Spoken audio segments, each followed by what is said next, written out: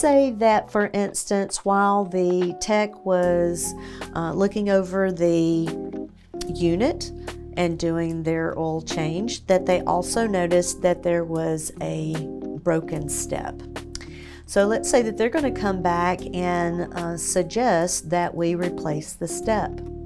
So this is now repair job number 2, and the problem being the broken step.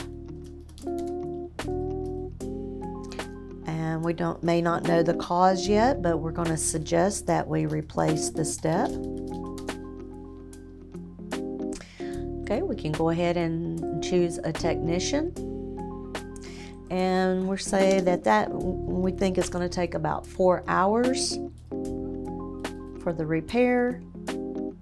And then that totals up my labor on the far right side.